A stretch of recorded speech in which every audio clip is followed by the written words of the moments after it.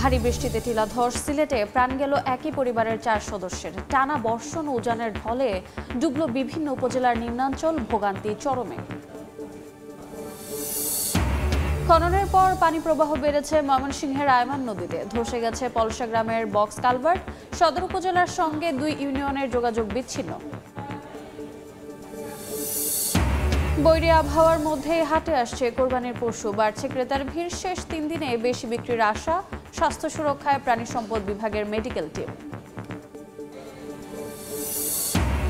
এবং এবার জামালপুরের মাদারগঞ্জে মিলল নতুন গ্যাস কূপের সন্ধান। পরীক্ষা নিরীক্ষার পর জানা যাবে পরিমাণ, জানালো বাপেক্স।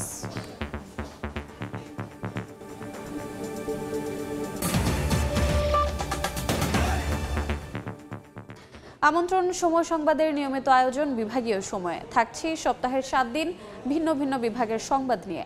আজ থাকছে সিলেট ও ময়মনসিংহ বিভাগ। সঙ্গে আছি আমি রোজা চৌধুরী। গভীর রাতে ঘুমিয়েছিলেন বাবা মা ও ভাই বোন। টানা বর্ষণে হঠাৎই টিলাধস। এরপর মাটিচাপায় চিরঘুমে একই পরিবারের 4 সদস্য। সিলেটের গোলাপগঞ্জের লক্ষণাবন্দে এ দুর্ঘটনার পর শোকের ছায়া নেমেছে গোটা গ্রামে। টিলার পাশে বসতি স্থাপন না করার পরামর্শ ফায়ার সার্ভিসের। ইকরামুল কবিরের রিপোর্ট, ছবি তুলেছেন দিগেন সিংহ। শনিবার রাত 2টা প্রবল বৃষ্টিপাতের সময় সিলেটের গোলাপগঞ্জ উপজেলার লক্ষণাবন্দ ইউনিয়নের বক্তিয়ারঘাট গ্রামে রিয়াজউদ্দিনের আধাপাকা ঘরের উপর টিলা ধসে পড়ে। এতে মাটির নিচে চাপা পড়েন রিয়াজউদ্দিন সহ তার স্ত্রী রহিমা বেগম, 14 বছরের মেয়ে সামিয়া এবং 8 বছরের ছেলে আব্বাস আলী। এ সময় আরেকটি কক্ষে থাকা রিয়াজের বড় স্ত্রী ও মেয়ে অক্ষত অবস্থায় বের হয়ে আসেন। গরম পানি জয় গেছে, টিল্লা দোষিয়া সারা ঘর জয় গেছে। তোর বাইগু বাতিজি তোর শাশি সব কমাই গেছেন মাটি চলে। এক জায়গায় মায়ের 2 হাতের ভেতরে আমরা 2টা সন্তান পাইছি। একটা সম্ভবত 9-10 বছর, একটা 15-16 বছর। মাকে 3 জনকে মৃত উদ্ধার করা হয়েছে। 4 জন লোক স্পট ডেড। ওনারা প্রথমেই আর সময় পাইনি, এখানেই মারা গেছে। খবর পেয়ে সেনাবাহিনী, ফায়ার সার্ভিস, পুলিশ ও স্থানীয় প্রশাসন ঘটনাস্থলে পৌঁছে স্থানীয়দের সহযোগিতায় মাটিচাপা অবস্থায় লাশগুলো উদ্ধার করে। টিলার পাশে বসতবাড়ি নির্মাণ না করার পরামর্শ দেয় তারা। সুধী সমাজের দিকে আকর্ষণ করব যে এই টিলার পাশে অন্তত বসত বাড়ি স্থাপন না করতে দেয়া এবং বন্যা এবং ভারী বর্ষণের সময় এই ঘরে না থাকার জন্য আমি বিশেষভাবে অনুরোধ জানাব। জেলায় 2002 সাল থেকে এ পর্যন্ত পাহাড় ধসে অন্তত 25 জনের মৃত্যু হয়েছে। ইকরামুল কবির, সময় সংবাদ, সিলেট। এদিকে সিলেটের সুরমা, কুশিয়ারা ও মনু নদীর পানি বিপদসীমার উপর দিয়ে প্রবাহিত হচ্ছে। সিলেটের গোয়াইনঘাট উপজেলার নিম্নাঞ্চল পানিতে তলিয়ে গেছে। এতে গুচ্ছ গ্রামের বাসিন্দারা পানিবন্দী হয়ে পড়েন। নগরীর নিচু অঞ্চলে সৃষ্টি হয়েছে জলাবদ্ধতা। সিলেট আবহাওয়া অফিস রোববার সকাল 6টা পর্যন্ত গত 24 ঘন্টায় 404.8 মিলিমিটার বৃষ্টিপাত রেকর্ড করে। আবহাওয়া পূর্বাভাসে জানানো হয়, অঞ্চলে এমন ভারী বৃষ্টিপাত আরও 2-1 দিন চলবে। বৃষ্টিপাত অব্যাহত থাকলে পাহাড়ি ঢল এবং নদ নদীর পানি বৃদ্ধি পেয়ে সিলেট, সুনামগঞ্জ, মৌলভীবাজার ও হবিগঞ্জ জেলার নিম্নাঞ্চল প্লাবিত হওয়ার আশঙ্কা রয়েছে। আমার 3 বাচ্চা লই এখন বর্তমানে পানির মাঝে আছি। এখন আমি যাইতাছিলাম ওইদিকে একটু জায়গা খুঁজবে লাগিয়া ও থাকবে লাগে আর কি। আদাত পানি বাড়লে আমাদের সমস্যা হয়ে যাবে। এখন তো বিরাট সমস্যার মধ্যে আছি, নাও ভিন্ন নাই। বাইর কিটাও তো আশ্রয় কেন্দ্র যখন আমরা তো বাড়ি গরু নাই, অবস্থা খারাপ। উজানের ঢলের সঙ্গে ভারী বৃষ্টিতে সিলেট অঞ্চলে বিপদসীমার উপরে বইছে নদ নদীর পানি। তলিয়ে গেছে বিভিন্ন উপজেলার নিম্নাঞ্চল। এই মুহূর্তে সিলেটের গোয়াইনঘাটে আছেন সহকর্মী ইকরামুল কবির। সরাসরি যাচ্ছি তার কাছে। ইকরাম, ধন্যবাদ। আমি এই মুহূর্তে আছি সিলেটের গোয়াইনঘাট উপজেলার গোয়াইনঘাট রাধানগর জাফলং যে সড়কটি চলে গেছে এই সড়কের এই অংশে। তবে সিলেটবাসীর জন্য একটি সুসংবাদ হচ্ছে গিয়ে এখন আর বৃষ্টি হচ্ছে না।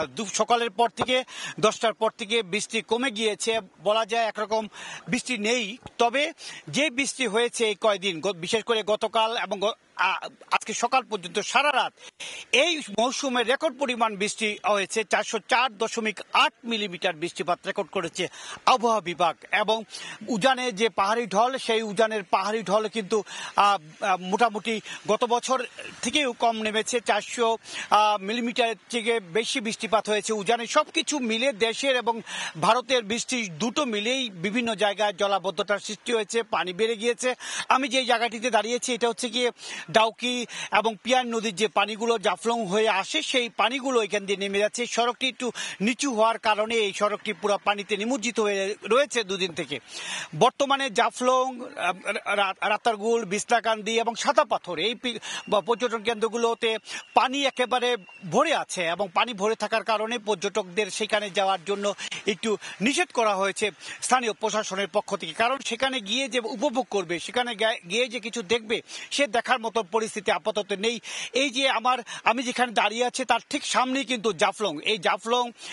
এই বেল্টে জাফলং, সাদাপাথর, বিছনাকান্দি এগুলো কিন্তু সব একই বেল্টে। এবং এই গোয়াইনঘাট উপজেলা রয়েছে জাফলং এবং বিছনাকান্দি, রাতারগুল, এগুলো গোয়াইনঘাট উপজেলা রয়েছে। অন্যদিকে যদি বলি নদীর খবর যদি বলি, 7টি নদীর 15টি পয়েন্টের মধ্যে 3টি পয়েন্টই বিপদসীমার উপর দিয়ে অতিবাহিত হচ্ছে। সিলেটে সুরমা এবং কুশিয়ারা, লোবাছড়া, অন্যদিকে মৌলভীবাজারের মনু নদী বিপদসীমার উপর দিয়ে প্রবাহিত হচ্ছে। এই অবস্থা আজকে যদি বৃষ্টি না হয় এবং উজান থেকে যদি পানির আসা না কমে যায়, তাহলে হয়তো আগামী 24 ঘন্টায় বন্যা পরিস্থিতি যেটা আশঙ্কা করছিলেন সেটা উন্নতি হবে এবং নদ নদীর পানি কিছুটা কমবে।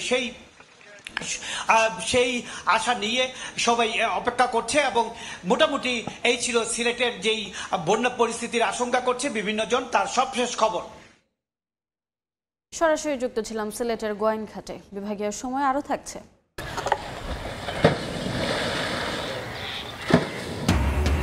নদীতে পানি বাড়ার সঙ্গে জামালপুরে বেড়েছে ভাঙন। 1 মাসে বিলীন 5 শতাধিক বসতবাড়ি ও কয়েক হাজার একর ফসলি জমি, সব হারিয়ে মানবেতর জীবন বাসিন্দাদের। খননের পর পানি প্রবাহ বেড়েছে ময়মনসিংহের মুক্তাগাছার আয়মান নদীতে।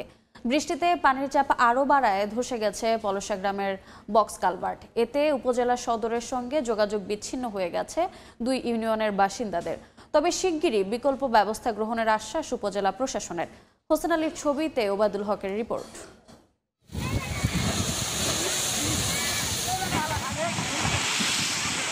পানির চাপে ধসে পড়ে ময়মনসিংহের মুক্তাগাছায় আইমন নদীর বক্স কালভার্ট। এতে উপজেলা সদরের সঙ্গে যোগাযোগ বিচ্ছিন্ন হয়ে গেছে 2 ইউনিয়নের বাসিন্দাদের। স্থানীয়রা জানান, সম্প্রতি মুক্তাগাছা উপজেলায় আইমন নদী খনন করে পানি উন্নয়ন বোর্ড।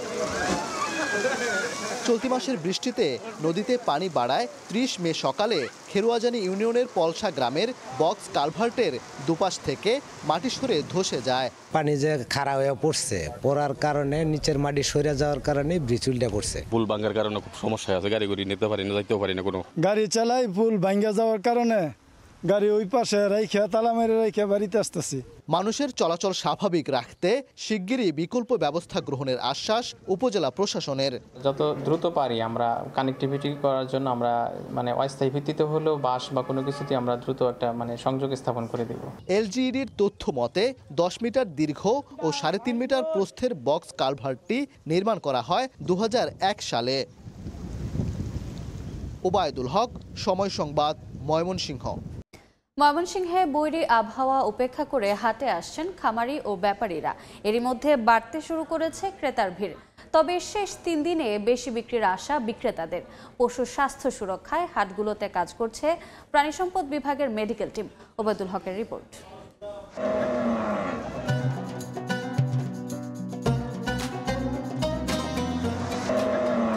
একের পর এক পিকআপে করে আসছে কোরবানির গরু। দুপুরের আগেই বিভিন্ন হাটে পৌঁছে যাচ্ছেন খামারি ও ব্যাপারীরা। এরই মধ্যে জমে উঠতে শুরু করেছে ময়মনসিংহের কোরবানির পশুর হাটগুলো। বাজার অনুযায়ী গরুর দাম অনেকটা কম আছে, আবহাওয়া তো খারাপ, এই জন্য আরো কম কইতাছে দাম। বিভাগের অন্য জেলা শেরপুর, জামালপুর ও নেত্রকোনার হাটগুলোতেও বাড়তে শুরু করেছে ক্রেতার ভিড়। হাটে নিরাপত্তা সহ সব ধরনের ব্যবস্থা নেওয়ার কথা জানান আয়োজকরা। নিরাপত্তার স্বার্থে আমরা আইন শৃঙ্খলা বাহিনীর সাথে যোগাযোগ করছি। পশুর স্বাস্থ্য সুরক্ষায় হাটগুলোতে কাজ করছে প্রাণী সম্পদ বিভাগের মেডিকেল টিম। এছাড়া সীমান্ত দিয়ে অবৈধভাবে পশু অনুপ্রবেশ ঠেকাতে কড়া নজরদারির কথা জানান সংশ্লিষ্ট কর্মকর্তা। ক্রেতার চাহিদা মতো আমরা গরু কেনার পরে একটু পরীক্ষা নিরীক্ষা করে দেই, কেনার আগেও আমরা পরীক্ষা করি। ময়মনসিংহের কোনো বর্ডার এলাকা থেকে অবৈধভাবে কোনো গবাদি পশু যাতে না আসতে পারে সেই জন্য আমাদের সরকারিভাবে সিদ্ধান্ত এবং সেই মোতাবেক আমরা কাজ করে যাচ্ছি। স্থানীয় প্রশাসনের তথ্য মতে এবছর ঈদুল আজহায় ময়মনসিংহে 159টি, শেরপুরে 41টি, নেত্রকোনায় 164টি এবং জামালপুরে 60টি স্থায়ী অস্থায়ী পশুর হাট বসেছে। ওবায়দুল হক, সময় সংবাদ, ময়মনসিংহ। এই মুহূর্তে ময়মনসিংহের ফুলবাড়িয়া পশুর হাটে আছেন রিপোর্টার ওবায়দুল হক ও শেরপুরের পাঠাকাটা হাটে আছেন শহীদুল ইসলাম হীরা। সরাসরি শুরুতেই যাচ্ছি ওবায়দুল হকের কাছে। ওবায়দুল, ঈদুল আজহার আর মাত্র 6 দিন বাকি, এরই মধ্যে জমে উঠেছে ময়মনসিংহের কুরবানির পশুর হাটগুলো। আমি এখন আছি ময়মনসিংহের ফুলবাড়িয়ায়। এই ফুলবাড়িয়া উপজেলার যে ঐতিহ্যবাহী পশুর হাট, এখানে সপ্তাহের 2 দিন রোববার এবং বুধবার হাট বসে এবং আজকে সকালে কিন্তু ভারী বৃষ্টিপাত হয়েছে ময়মনসিংহে। গরুর উপস্থিতি নিয়ে কিন্তু একটা শঙ্কা ছিল, কিন্তু সেই শঙ্কা কাটিয়ে দুপুরের পর থেকে কিন্তু গরু আসতে শুরু করে এবং ইতিমধ্যে কিন্তু আমরা দেখেছি যে এই হাটটি গরুতে কিন্তু ভরে গেছে। এখানে বিশেষ করে এখানে যারা গরু নিয়ে এসেছেন তারা মূলত বাড়িতে 2টা 3টা 5টা এমন বা খামারে লালন পালন করে এমন লোকজনই বেশি এখানে এসেছেন। তারা, আমি তাদের সাথে কথা বলেছি, তারা যে গরুর দাম হাঁকছেন মূলত এখানে 4 মনের যে ওজনের যে গরুগুলো রয়েছে, 4-5 মন, সেগুলো 1.5 থেকে 1,80,000 এবং 6 মন ওজনের 1,90,000, 7 মন ওজনের 2,40,000 এবং 10 মন ওজনের একটি গরু আমরা দেখেছি সার, সেটি দাম কিন্তু হাঁকা হয়েছে 3,60,000। অর্থাৎ এখানে মূলত বড় গরুর চেয়ে মাঝারি সাইজের যে গরুগুলো 1.5 থেকে 2 লাখ টাকা দামের, সেগুলো কিন্তু এখানে নিয়ে আসা হয়েছে এবং তারা বলছেন যে এখনো পর্যন্ত ক্রেতা সমাগম সেভাবে না হলেও ক্রেতারা বিকেলের পর থেকে এখানে আসবেন এবং আগামী বুধবার থেকে বুধ, বৃহস্পতি, শুক্র 3 দিন টানা এখানে হাট বসবে এবং অনেকে, তারা বলছে যে অনেকে ঘুরে ঘুরে দেখছেন এবং দাম যাচাই করার চেষ্টা করছেন, আসলে শেষ মুহূর্তে আসলে কিনবেন। তবে তারা আশা করছেন তাদের যে লালন করা গরুগুলো সেগুলো ভালো দামেই বিক্রি হবে। তবে যারা বিক্রেতা বা খামারি যারা রয়েছেন তারা কিন্তু এখানে যেটি বলছেন যে দাম হাঁকা হচ্ছে তার চেয়ে অনেক বেশি কম তাদেরকে আসলে দাম বলা হচ্ছে, এমন বিষয়টি তারা বলছেন। তবে মোটামুটি ময়মনসিংহের যে আশেপাশে বিভিন্ন হাটগুলো আমরা ঘুরে দেখেছি, সব হাটেই কিন্তু বেশ ইতিমধ্যে জমে উঠেছে এবং প্রাণী সম্পদ কর্মকর্তার সাথে কথা বলেছি, তিনি যেটি আমাদেরকে জানিয়েছেন যে এখানে এবার ময়মনসিংহ জেলায় প্রায় 2.5 লাখ কোরবানির পশু উৎপাদন হয়েছে এবং চাহিদা কিন্তু প্রায় 50 লাখেরও কম রয়েছে, অর্থাৎ উদ্বৃত্ত রয়েছে গরু এবং তারা যেটি বলছেন যে এই উদ্বৃত্ত গরুগুলো স্থানীয় চাহিদা মিটিয়ে কিন্তু দেশের বিভিন্ন স্থানে চলে যাচ্ছে এবং তারা বলছেন যে শেষ 3 দিন এখানে কুরবানির পশুর যে হাট আরো জমজমাট হয়ে উঠবে এবং ক্রেতা বিক্রেতাদের আসলে হাটটাকে আরো মুখর হয়ে উঠবে, এমনটি আসলে তারা বলছেন। তো এই ছিল আমার কাছে এবং আমরা একই খবর জানতে চলে যাব শেরপুরে, সেখানে আছেন আমাদের সহকর্মী শহীদুল ইসলাম হীরা। নকলা উপজেলার 100 বছরের পুরনো পাঠাকাটা গরুর বাজারটি জমতে শুরু করেছে। আজকে এখন পর্যন্ত গরু আসা শেষ হয়নি, গরু এখনো আসছে নকলা উপজেলার এই পাঠাকাটা গরুর বাজারটিতে। আমরা এখানে দেখেছি এই গরুর বাজারে কিন্তু আসলে বড় তেমন কোনো গরু আমরা আসলে দেখিনি। এই বাজারটিতে আসলে মাঝারি এবং ছোট মানের মাপের গরুগুলোই আসলে এই বাজারটিতে উঠেছে। আমি বিভিন্ন পাইকার এবং ক্রেতা বিক্রেতাদের সাথে কথা বলেছি, তারা আমাকে জানিয়েছেন আজকের বাজারটি একটু কমতির দিকে বাজার। আসলে ক্রেতার সংখ্যা একটু বেশি, বিক্রেতার সংখ্যা একটু বেশি এবং ক্রেতার সংখ্যা একটু কম থাকার কারণে কিন্তু আসলে এই বাজারটিতে আজকে দামটা কিছুটা পড়তির দিকে। আমি এখানকার স্থানীয় যারা ইজারাদার রয়েছে তাদের সাথে আমি কথা বলেছি, তারা আমাকে জানিয়েছেন এই বাজারটি আসলে শত বছরের পুরনো। এই বাজার গত কয়েক বছর কিন্তু এই বাজারটিতে বাজার কর্তৃপক্ষের আবদ্ধন বলে কিন্তু এই বাজারটি একটু ঝিমিয়ে পড়েছিল। তো এই বছর থেকে আবার নতুন করে এই বাজারটি শুরু হওয়ার কারণে কিন্তু এই বাজারে আসলে গরু এবং মানুষের সমাগম একটু কমেছে। তবে আশা করছেন বাজার কর্তৃপক্ষ আশা করছেন যে আজকে বিকেল নাগাদ বা সন্ধ্যা নাগাদ এই বাজারে কিন্তু আসলে গরু এবং ক্রেতা বিক্রেতার সমাগম আসলে বাড়বে। একটা বিষয় আমি আপনাকে জানিয়ে রাখি, এই গরুর বাজারে কিন্তু আসলে গরুর ক্রেতা এবং বিক্রেতার কাছে কিন্তু 400 এবং 400 মোট 800 টাকা করে হাসিল আদায় করা হচ্ছে এই গরুর বাজারটিতে। এই গরুর বাজার কিন্তু ঈদের আগে কিন্তু আজকেই এই এলাকায় গরুর বাজার শেষ হাট বলে আমরা জানতে পেরেছি, আমাদেরকে বাজার কর্তৃপক্ষ জানিয়েছেন। তো এই হাটে যারা গরু আসলে বিক্রি করতে এসেছেন এবং কিনতে এসেছেন, তারা যদি কি বিক্রি বা কিনতে না পারেন, তারা কিন্তু আসলে ঈদ কোরবানির জন্য পরবর্তীতে যে হাটগুলো রয়েছে সেই হাটগুলোতে গিয়ে কিন্তু আসলে কোরবানির জন্য গরু কিনবেন বলে আমাদেরকে ক্রেতা বিক্রেতারা জানিয়েছেন। তো একটি বিষয় আমি আপনাকে জানিয়ে রাখি, এই হাটটি কিন্তু আসলে 100 বছরের পুরনো হাট। এই হাটে কিন্তু আসলে আজকে এখন পর্যন্ত জমে উঠতে শুরু করেছে, গরু আসতে শুরু করেছে। এখনো কিন্তু গরু ট্রাকে করে এবং বিভিন্ন যানবাহনে করে কিন্তু গরু আনছেন স্থানীয় বিক্রেতারা। তো শেরপুরের নকলা উপজেলার শতবর্ষের পাঠাকাটা গরুর বাজার থেকে ছিল আমার কাছে সর্বশেষ তথ্য। সরাসরি যুক্ত ছিলাম শেরপুর এবং ময়মনসিংহে। বিভাগীয় সময় আরও থাকছে। উৎপাদন বাড়াতে হাওড়াঞ্চলে মাছ ধরায় নিষেধাজ্ঞা শুরু, চলবে 29 জুন পর্যন্ত। দক্ষিণাঞ্চলের মতো খাদ্য সহায়তা চান জেলেরা, উদ্যোগ নেওয়ার আশ্বাস প্রশাসনের। দেশে নতুন আরও একটি গ্যাস ক্ষেত্র আবিষ্কার হলো। এবার জামালপুরের মাদারগঞ্জে মিলল গ্যাস কূপের সন্ধান। বিভিন্ন পরীক্ষা নিরীক্ষার পর গ্যাসের পরিমাণ সম্পর্কে জানা যাবে বলছে বাপেক্স। গ্যাস ক্ষেত্রে আরও এক ধাপ এগুলো দেশ। এবার জামালপুরের মাদারগঞ্জে মিলল নতুন গ্যাস কূপের সন্ধান। জামালপুর এক অনুসন্ধান কূপ খনন প্রকল্পের পরিচালক মোহাম্মদ মোজাম্মেল হক সকালে বিষয়টি নিশ্চিত করেন। বলেন, 1980 সালে মাদারগঞ্জের তারতাপাড়া গ্রামে সাইসমিক উপাত্তে গ্যাসের উপস্থিতি পায় বাপেক্স।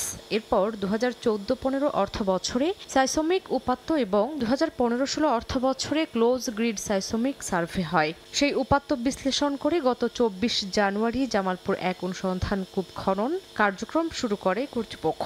অনুসন্ধান করে গ্যাস পাওয়া গেছে, আলহামদুলিল্লাহ আমাদের এলাকার উন্নয়ন হবে। আমরা খুব আনন্দিত, গ্রামের লোক। আমরা আশা করি যাতে এই এলাকায় সবার ঘরে ঘরে গ্যাস দেওয়া হয়, আমরা যেন গ্যাসটা পাই, সঠিকভাবে পাই, আমরা এলাকাবাসীও যেন গ্যাসটা পাই এই আশা করে। 2600 মিটার খননের পর শনিবার রাতে গ্যাসের সন্ধান পায় বাপেক্স। বিভিন্ন পরীক্ষা নিরীক্ষার পর গ্যাসের পরিমাণ সম্পর্কে জানা যাবে বলে জানিয়েছে কর্তৃপক্ষ।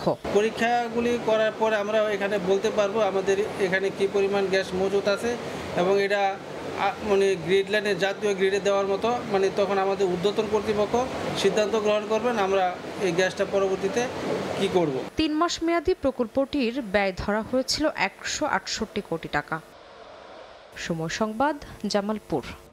নদ নদীতে পানি বাড়ার সঙ্গে জামালপুরে বেড়েছে ভাঙন। গত 1 মাসে নদীগর্ভে বিলীন হয়েছে 4 উপজেলার 5 শতাধিক বসতবাড়ি ও কয়েক হাজার একর ফসলি জমি।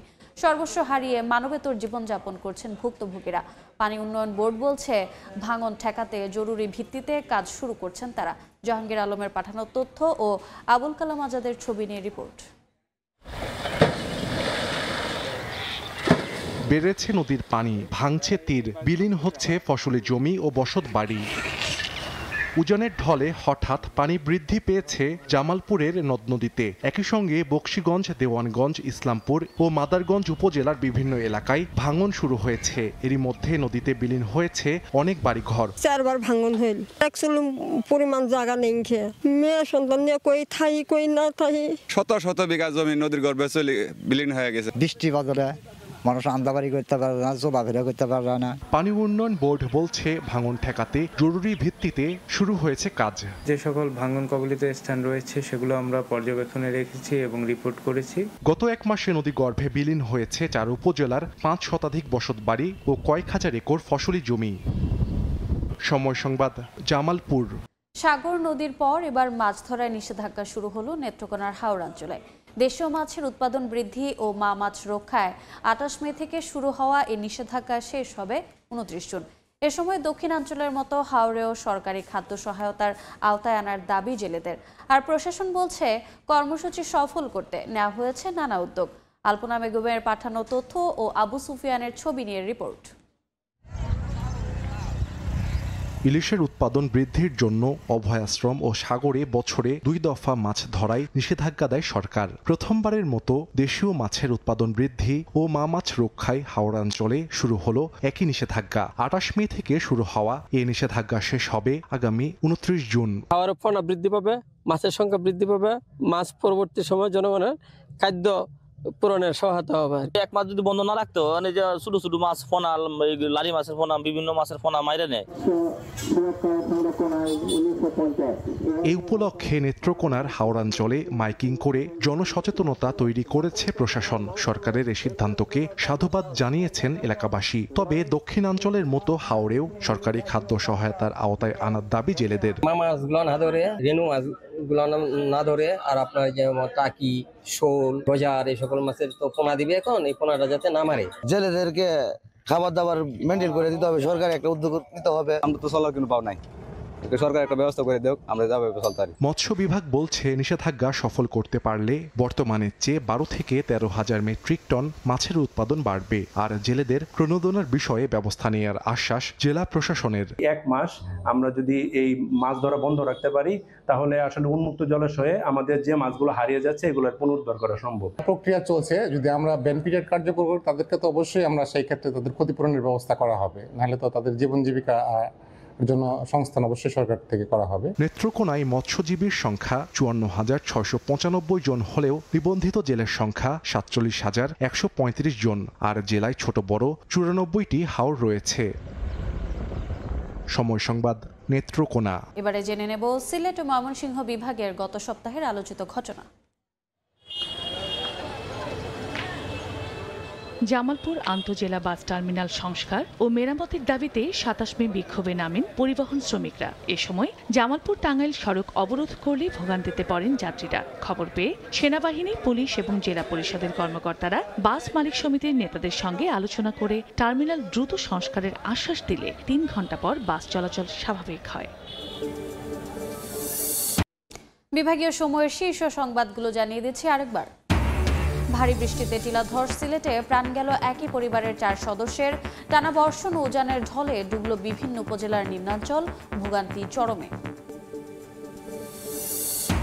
খননের পর পানি প্রবাহ বেড়েছে ময়মনসিংহের আয়মান নদীতে। ধসে গেছে পলসা গ্রামের বক্স কালভার্ট। সদর উপজেলার সঙ্গে ২ ইউনিয়নের যোগাযোগ বিচ্ছিন্ন। এবং বৈরী আবহাওয়ার মধ্যেই হাটে আসছে কোরবানির পশু। বাড়ছে ক্রেতার ভিড়। শেষ ৩ দিনে বেশি বিক্রির আশা। স্বাস্থ্য সুরক্ষায় প্রাণী সম্পদ বিভাগের মেডিকেল টিম।